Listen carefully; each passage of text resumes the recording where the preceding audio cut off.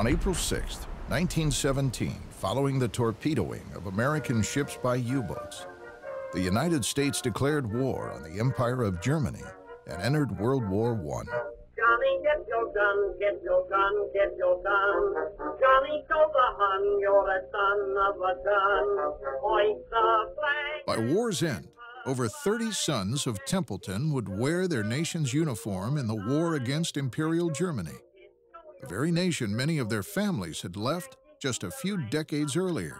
Among them, Otis P. Morgenthaler, Templeton's future mayor and town doctor, Henry Kirchhoff, from one of Templeton's pioneering farming families, Frank Kemper, whose parents farmed 4 miles south of Templeton, and Lawrence Bach, whose father was manager of the Templeton Grain Elevator.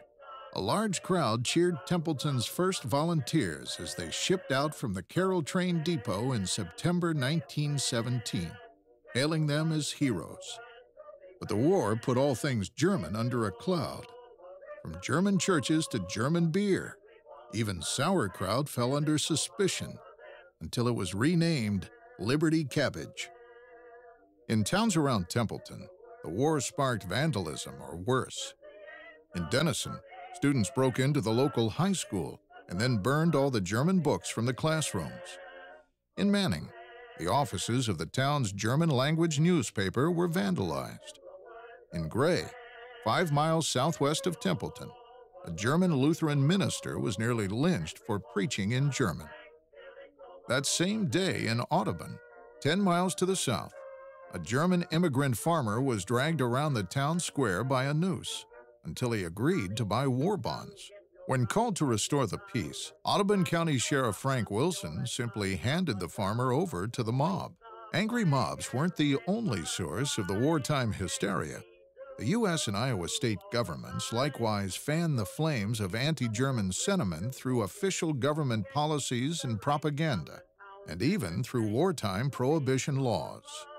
In Des Moines, Iowa, Governor William Harding issued the so-called Babel Proclamation, declaring it unlawful to speak German in the state of Iowa. In Washington, Congress enacted the Federal Food Control Act to promote food conservation, including a ban on using grain to make liquor, the first federal prohibition law.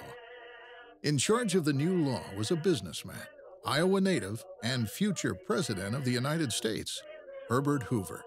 Hoover's new food administration promoted the food rationing laws with propaganda posters, some proud and patriotic, some crass and crude, echoing even crasser posters promoting enlistment and war bonds.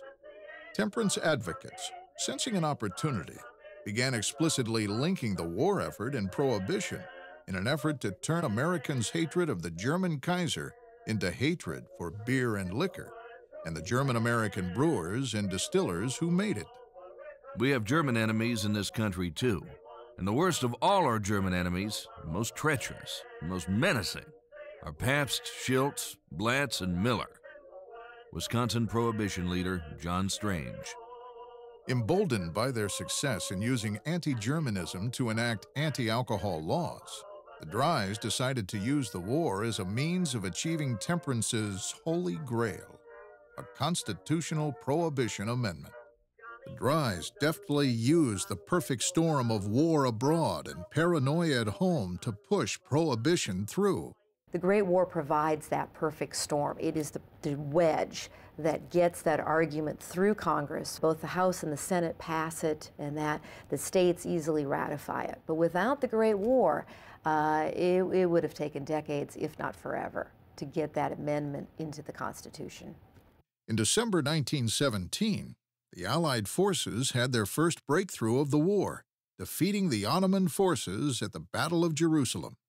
1 week after the British entered the Holy City, the Dries had their own breakthrough, as Congress approved the 18th Amendment to the Constitution.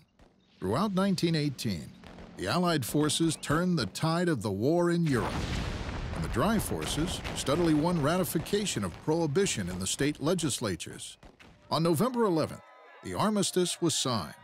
World War I was over. 2 months and 5 days later, 150 miles southwest of Templeton in the state capital of Lincoln, the Nebraska legislature ratified the 18th Amendment, becoming the 36th and final state needed for its adoption. Booze was one of the last casualties of the Great War, and prohibition was now the law of the land.